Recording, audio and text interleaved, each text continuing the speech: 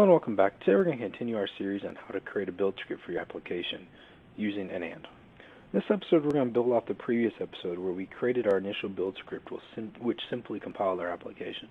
Today we're going to take a look at how to add in the ability to run our unit test within our script. For this episode we're going to be using the NUnit testing framework. Of course you are able to get the same results by using any of the testing frameworks. It just happens that the way you actually invoke them may be different.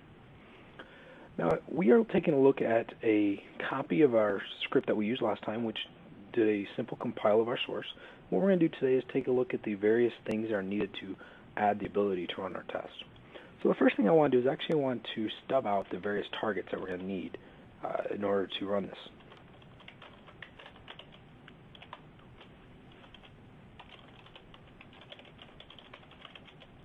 Now, the first one I need to do is it's going to be called setup build process. The setup build process will be used to create or delete any of the folders or set up any values that will be needed for my process later on. The next target I want is going to be the target which will move all of our assemblies. Now what this target will do is it'll actually take all of my test assemblies and move them into a single location to simplify the unit testing. By default, Visual Studio likes to put the assemblies for each project in their own bin debug or bin release folder. And to simplify the whole process, I like to move all those into a single folder. And the last target we're going to need is the one that's actually going to take and actually run our unit test.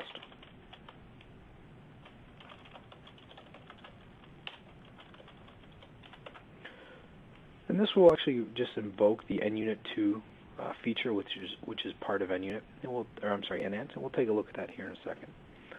Now that we've defined the various targets that we are going to need to complete here in a few minutes, let's take a look at some properties we're going to set in order to use these targets.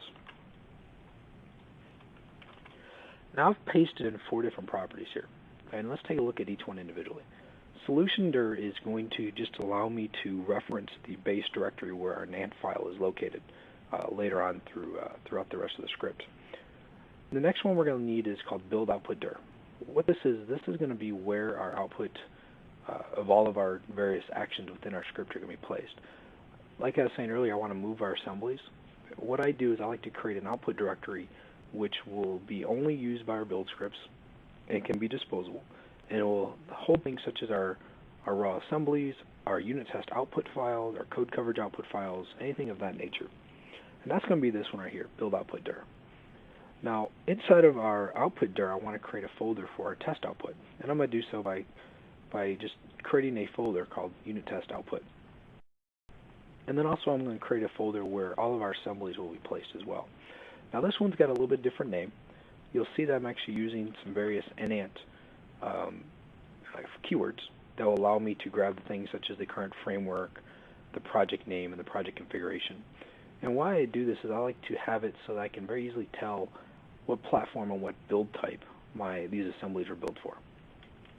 Now that we've created our properties, let's go ahead and start filling out our task one by one. The first task I want to fill out is our setup our build process. And I'm going to paste this in order to save some time and energy here. Now within our target, the first thing I want to do is I want to delete our output directory. So what I want to do is I want to delete this folder here. And the reason for this is I want to have a clean slate with every test run, or every script run. And I'm also going to set fail on error to false, because if for some reason this folder is locked, I don't want my build to fail. It's entirely possible that I will not be able to delete the folder itself, but I will be able to delete the contents within the folder. If that's the case, I don't want to fail my build at this point in time. Next, I actually want to recreate the build directory as well as the test directory, and then just echo something so that the user knows, if they're watching this build script, that this action took place. The next target we want to fill out is our move assemblies for test. Now within this, what I want to do is actually take and create properties for each of the bin directories that will contain files that I want to move into a common location. And the reason I want to create this is because I'm simply going to use it multiple times. And I don't want to keep retyping the path over and over again. Now in our case here, I'm only going to copy the contents out of our test bin directory because I reference my main assembly within my test I will get my main assembly as well as all of its satellite assemblies within my bin directory. So I don't need to actually copy the core as well as the test bins, because by copying just simply the test, I'll get all the assemblies. Here I'm going to echo that I'm moving the files, and I'm going to say I'm going to copy these to this directory, and it's going to become from this directory. And I want to copy everything that has a .dll extension. Now, if you have config files or something like that, you'll probably want to add the .config extension as well, or simply do start@star. And the last target I want to run is the one that actually will do all of the testing for us. And this will be our test.run image sizer. You'll notice that this will depend on compile.source as well as move assemblies. And the reason for this is it's entirely possible that the user will call this target directly from the command line. And if they do that, I want to make sure that it will recompile and move my assemblies so everything runs appropriately. As I discussed earlier, we're going to be using the NUnit 2 feature that's part of Nant. This just allows me to very simply and easily run NUnit tests within our script. Now, there's a few things we want to look at here. One, I'm going to create a formatter, and I'm going to say that I want this to be formatted as XML. I'm going to give it an XML extension and give it an output directory. And what this will do is it will create a file that will contain all the results of the various tests that will run within our script. And then next I want to tell it exactly which files to look at in order to run some tests. You need to do this in order so that it knows which files contain test code. If you don't do this, you won't actually get anything to run. Now that we've taken a look at our build script, let's actually run it, see what happens.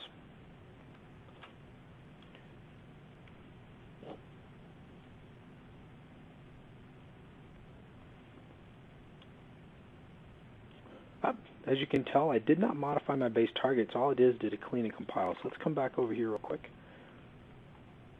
And as part of our build target, let's make sure that we don't just do a compile, but we also do test run with image sizer.